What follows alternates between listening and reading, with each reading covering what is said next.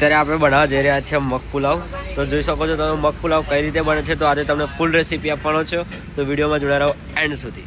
તો સૌપ્રથમ આપણે નાખી દીધું છે અંદર તેલ, જોઈ શકો છો. ત્યારબાદ આપણે ચાલુ કરી દીધું છે ગેસ. હવે એની અંદર નાખવાનું જે રહેશે હું તમને બતાવતો.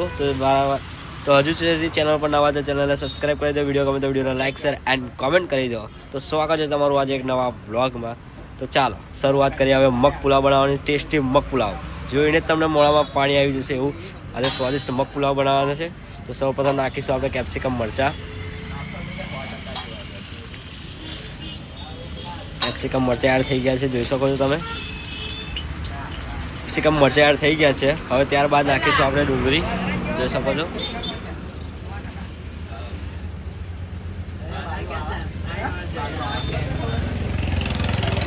ડુંગળી એડ થઈ ગઈ છે, જોઈ શકો છો તમે.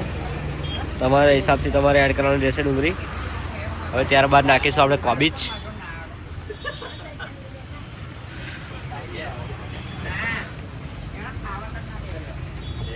તો આપણે કોબીજ પણ એડ થઈ ગઈ છે.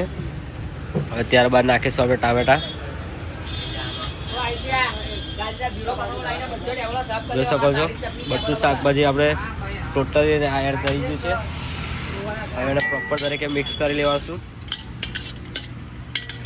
ત્યાં સુધી એનો ગોલ્ડન કલર પ્રોપર શેકાઈ ના જાય ત્યાં સુધી આપણે એને ધીમા તાપીથી શેકાવા દઈશું. જોઈ શકો છો તમે પ્રોપર રીતે આપણે બધું શાકભાજી સાતરી લીધું છે. હવે તેની અંદર નાખીશું આપણે ચટણી. આપણી સ્પેશિયલ ચટણી છે, સ્વાદ અનુસાર તમારે એડ કરવાની રહેશે અંદર છે. હવે એને પણ આપણે મિક્સ કરી લઈશું.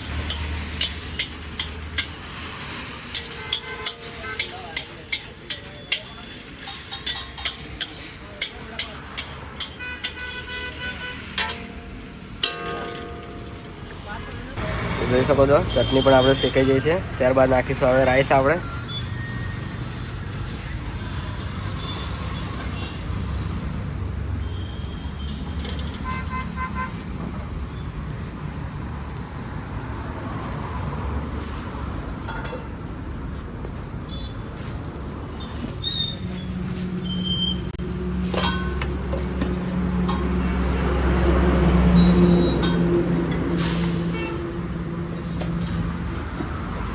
પગ પણ આપણે એડ કરી દીધા છે, જોઈ શકો છો તમે.